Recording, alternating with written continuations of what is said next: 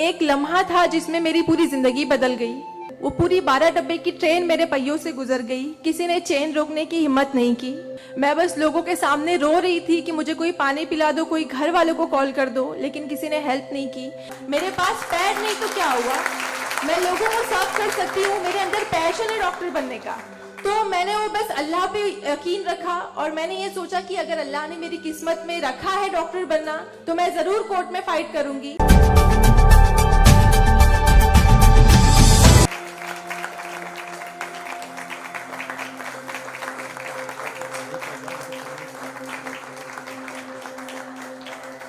मैं डॉक्टर शेख से रिक्वेस्ट करूंगा कि कृपया हमें अपने बारे में थोड़ा बताएं और अपने विचार रखें।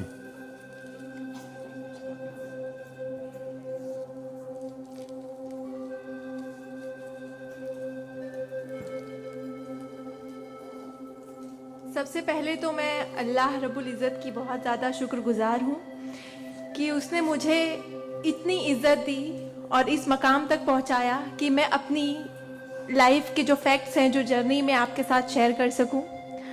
मैं बहुत ज़्यादा शुक्रगुजार हूँ भारत विकास परिषद की प्रेसिडेंट सुनील शाह की, और उससे ज़्यादा शुक्रगुजार हूँ यहाँ पे हमारे प्यारे डॉक्टर अनिल मुरारका सर की, जिनके सपोर्ट की वजह से हम बहुत सारी जगह पे जाते हैं और लोगों को मोटिवेट करते हैं।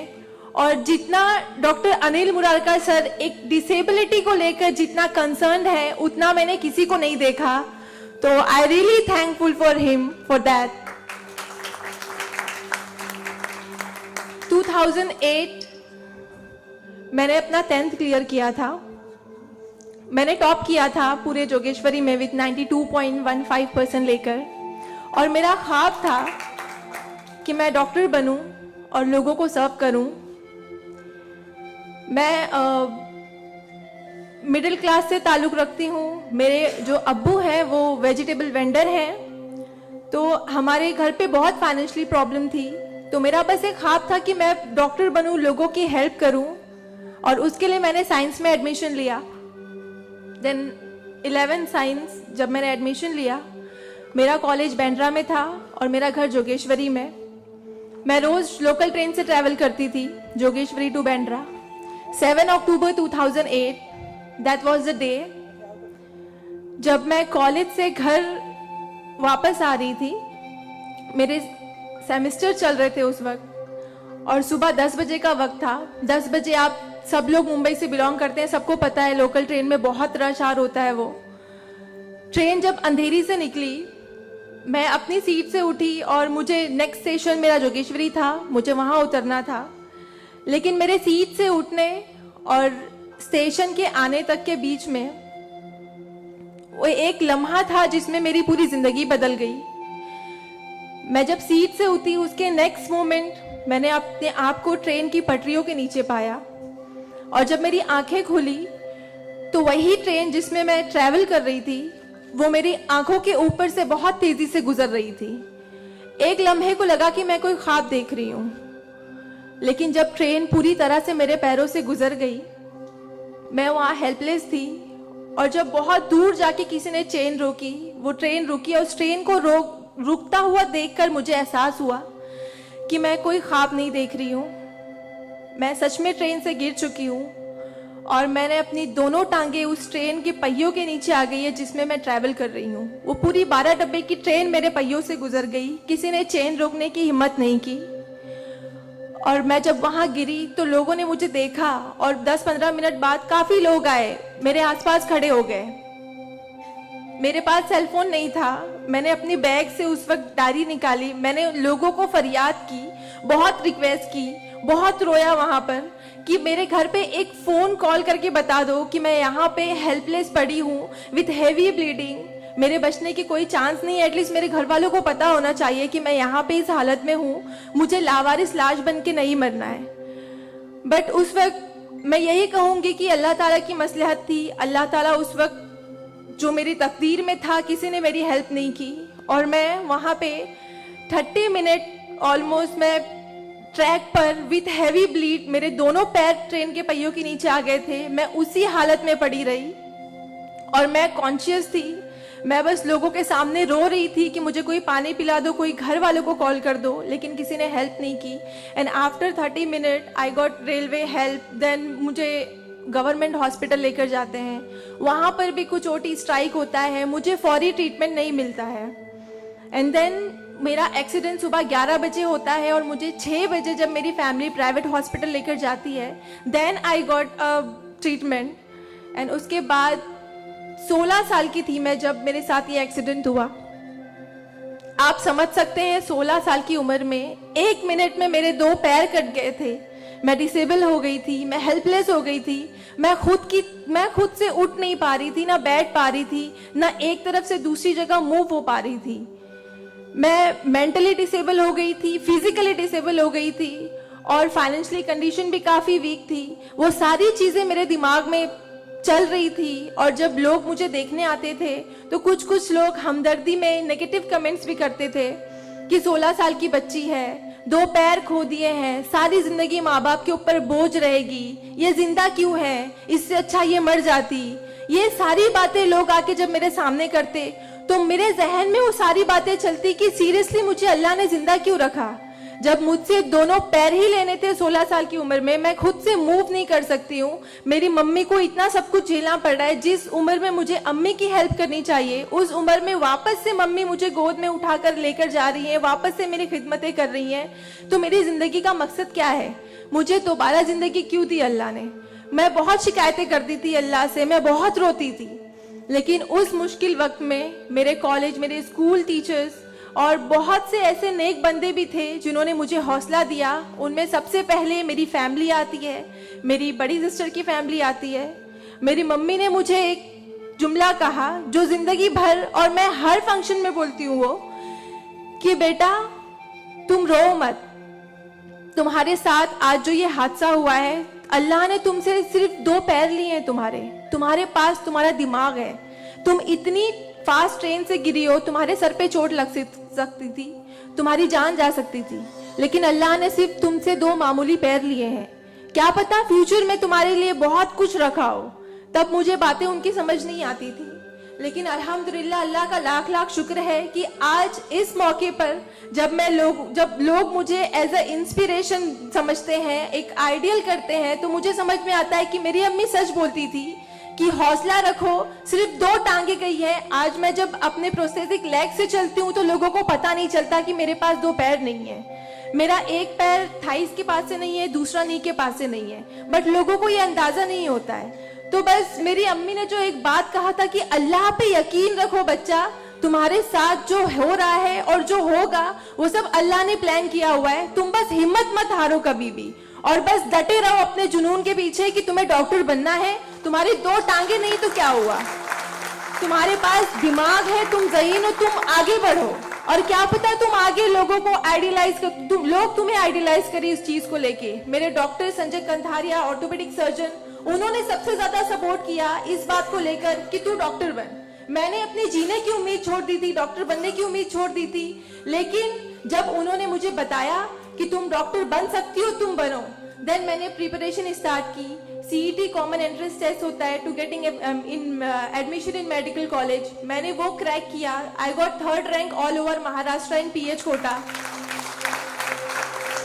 एंड आफ्टर दैट मुझे बहुत खुशी हुई कि मैंने 3rd रैंक क्लियर किया है। Now I got admission, I will get admission in MBBS।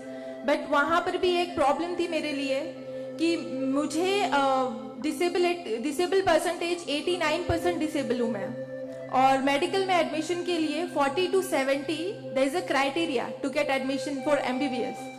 मैं मोर देन 70% डिसेबल हूँ, ये कहकर मुझे उन्होंने डिनाई किया कि आप एलिजिबल नहीं हो, आप MBBS में एडमिशन नहीं ले सकते हो, आप डॉक्टर नहीं बन सकते हो। तो उस बात को लेकर मैं बहुत डिप्रेस हो गई। देन मैंने वापस अपने डॉक्टर से हेल्प मांगी। उन्होंने मुझे एक मशवरा दिया कि आप हाई कोर्ट जाओ, बॉम्बे हाई कोर्ट। और जिस बात के लिए एक नॉर्मल स्टूडेंट को सिर्फ पढ़ाई करनी होती है, अच्छा रैंक लाना होता है, मुझे उस चीज के लिए मैंने वो किया, लेकिन उसके बाद भी मुझे बॉम्बे हाई कोर्ट जाना पड़ा। एंड मैं गई, मैंने अब हार नहीं मानी और मैं गई बिकॉज वो मेरा हक था, मुझे डॉक्टर बनना था। और जब मैंने वापस अपनी नॉर्मल जिंदगी स्टार्ट की अपने प्रोस्थेटिक लेग से, मैंने आना जाना शुरू किया, अकेले ट्रेन ट्रैवल करना शुरू किया, देन मैंने रियलाइज किया कि मेरे अंदर कोई कमी नहीं है, मैं एक नॉर्मल लड़की हूँ, मेरे पास पैर नहीं तो क्या हुआ, मैं लोगों को सर्व कर सकती हूँ, मेरे अंदर पैशन है डॉक्टर बनने का। तो मैंने वो बस अल्लाह पे यकीन रखा और मैंने ये सोचा कि अगर अल्लाह ने मेरी किस्मत में रखा है डॉक्टर बनना तो मैं जरूर कोर्ट में फाइट करूंगी। एंड देन मैं बॉम्बे हाई कोर्ट गई इन 2011 और वहां पे मेरा केस डॉक्टर मोहित शाह, चीफ जस्टिस मोहित शाह ने देखा, उन्होंने मुझे ऑब्जर्व किया, मेरे प्रीवियस स्टडी रिकॉर्ड्स देखे, वो सारी चीजें देख के और उन्होंने जब मेरा पैशन देखा डॉक्टर बनने का, सर्व करने का, देन उन्होंने मेरे फेवर में फैसला दिया। एंड 2011 अल्लाह का लाख लाख शुक्र है कि मुझे इंडिया के टॉप मोस्ट कॉलेज में एडमिशन मिला, which is Seth GS medical college and KEM hospital. Then 2011 में मैंने अपना एमबीबीएस में एडमिशन लिया। वो जर्नी बहुत आसान नहीं थी मेरे लिए क्योंकि मेरे पास दो पैर नहीं है। और जब मेरी काउंसलिंग चल रही थी एडमिशन को लेकर तो काफ़ी जो डॉक्टर्स का पैनल था उन्होंने मुझे बहुत कुछ हकीकत बताई थी कि आपके लिए डॉक्टर फील्ड आसान नहीं है, इसमें पढ़ाई करना 5.5 साल, आपको एक ओपीडी से दूसरी ओपीडी जाना होगा। और तब मैं 2 क्रचेस यूज करती थी मेरे लिए, तो आपके लिए बिल्कुल भी आसान नहीं है, आप हार जाओगे, 1 साल पढ़ोगे, दूसरे साल आप डिनाई कर दोगे, एडमिशन नहीं लोगे, आप गिव अप कर लोगे। लेकिन बस मैंने दिल में ठान लिया था कि मुझे इन्हें गलत साबित करना है और मुझे लोगों को प्रूव करके दिखाना है कि एक लड़की जो 89% डिसेबल है, जिसे लोग ये कहकर सुनाते थे कि सारी जिंदगी माँ बाप के ऊपर बोझ पर बनी रहेगी, उन्हें प्रूव करना है कि मैं डॉक्टर बन के लोगों को सर्व कर सकती हूँ। और जो मेरे दूसरे डिसेबल भाई बहन हैं उन्हें भी शो करना है कि after disability, after accident, post accident जो लाइफ होती है वो आप नॉर्मल गुजार सकते हो अपने हौसले की बनिस्बत। तो मैं बस 5.5 साल मैंने बहुत कोशिश की, बहुत दर्द सहे, लेकिन मैंने अल्हम्दुलिल्लाह 2016 में फर्स्ट क्लास से मैंने अपना एमबीबीएस क्लियर किया। और इस बात को देखते हुए मुझे बहुत खुशी होती है, इस बात को बहुत प्राउड मोमेंट था मेरे लिए कि इन 2016 ऑन वुमेन्स डे 8 मार्च मुझे बॉम्बे हाई कोर्ट में फेलिसिटेट किया गया, जो एक हिस्टोरिक मोमेंट था वहां पर कि आउटसाइड से किसी को उन्होंने फेलिसिटेट किया। देन उसके बाद मुझे काफ़ी कॉल्स आए एज अ मोटिवेशनल स्पीकर, मुझे काफ़ी अवार्ड्स मिले। और तब मैंने सोचा कि मेरी जर्नी सिर्फ एमबीबीएस तक नहीं है, मुझे लोगों को और प्रूव करना है कि 89% डिसेबल हो के अगर मैं एमबीबीएस कर सकती हूँ तो मुझे मेडिकल फील्ड की हायर डिग्री अचीव करनी है, which is MD, medicine in doctor in medicine. Then मैंने उसके लिए भी कॉमन एंट्रेंस टेस्ट दिया and again I got third rank in all over Maharashtra. और यहाँ पर भी देन अगेन उन्होंने प्रॉब्लम क्रिएट की मेरे लिए। After completing my MBBS with flying colours, उन्होंने वापस मेरा मेडिकल एडमिशन डिनाई किया कि आप नहीं कर सकते हो because you are 89% disable. Then मुझे एक बहुत हम्बल इंसान मिले, member of parliament Kirit Somaiya sir, उन्होंने फौरन से मेरी एप्लीकेशन सेंट्रल हेल्थ मिनिस्टर के पास लेकर गए और वहां से विद इन 2 डेज ये जो क्राइटेरिया है 40 to 70% डिसेबिलिटी का मेडिकल में एडमिशन के लिए, this is a 20 years old clause, और विद इन 2 डेज ये क्लॉज चेंज करवाया उन्होंने बिकॉज ऑफ माई एप्लीकेशन। वो क्लॉज चेंज होके बस ये है कि मिनिमम 40% क्राइटेरिया है और मोर देन 70% जो भी डिसेबल हैगा they will get admission in medical field. तो मेरी जो जर्नी थी यहाँ तक की, और उसके बाद मैंने रिसेंटली 2019 में मैंने एमडी में एडमिशन लिया और with same college Seth GS medical college and KEM hospital, और मैं अभी रिसेंटली फर्स्ट ईयर रेसिडेंट हूँ एमडी पैथोलॉजी में। मेरी जो यहाँ तक की जर्नी है मैंने बहुत अच्छे से तो नहीं बताया आपको, लेकिन बहुत सारी बातें मिस है इसमें बिकॉज मेरे पास टाइम नहीं है, आप लोगों को भी लेट हो रहा है। लेकिन ये सारी जो मेरी जर्नी है ये सब बताने का मकसद यही है आप लोगों को कि जिंदगी में देखो चाहे कुछ भी प्रॉब्लम आए, बिकॉज मेरी लाइफ में मुझे लगता है कि सारी प्रॉब्लम्स थी, फाइनेंशियल प्रॉब्लम्स थी, फिजिकल प्रॉब्लम थी, मेंटल प्रॉब्लम थी, सारे ऑड्स थे मेरी लाइफ में, लेकिन मैंने बस 2 चीजें ध्यान में रखी। एक तो मेरी अम्मी की बात कि अल्लाह पर यकीन रखो, अल्लाह अपने बंदों से 70 माओं से ज्यादा प्यार करता है। एक माँ हमारी छोटे से दर्द को बर्दाश्त नहीं कर सकती, वो तो 70 माओं से ज्यादा प्यार करता है, तो हमें दर्द में कैसे रख सकता है वो। तो उसने जरूर कुछ अच्छा रखा है हमारे लिए। अगर छोटी सी प्रॉब्लम आई जिंदगी में तो उससे हार नहीं मानो, उससे लड़ना सीखो, हमेशा अपना हौसला जिंदा रखो। बिकॉज आपके पास अगर हौसला है तो आपकी लिए जिंदगी जीने की उमंग रहेगी। बिकॉज बगैर हौसले के कोई जिंदगी नहीं जी सकता। तो आप लोग प्लीज, अगर छोटी से छोटी प्रॉब्लम भी आए, कोई भी परेशानी आए, आप लोग लड़ना सीखिए और जिंदगी जीना सीखिए। बिकॉज मेरे एक्सीडेंट के बाद मुझे लगा मैं इतनी सारी कोशिशें नहीं करती तो मैं आज यहाँ पर खड़ी होके एज अ डॉक्टर आप लोगों से इंटरेक्ट नहीं हो रही होती। तो बस कभी भी हार मत मानिए। और ये एक शेर है आप सबके लिए, हौसले की तुर्कश में कोशिश का वो तीर जिंदा रख। तरकश मतलब जिसमें तीर रखते हैं। हौसले की तरकश में कोशिश का वो तीर जिंदा रख। हार चाहे जिंदगी में सब कुछ, हार जा चाहे जिंदगी में सब कुछ, मगर फिर भी जीतने की उम्मीद जिंदा रख। Thank you so much, thank you all of you मुझे इतने अच्छे से सुनने के लिए। और मैं बहुत ज़्यादा थैंकफुल हूँ डॉक्टर अनिल सर की और भारत विकास परिषद की कि उन्होंने मुझे इतना सुनहरा मौका दिया आप लोगों से इंटरैक्ट का। Thank you. धन्यवाद।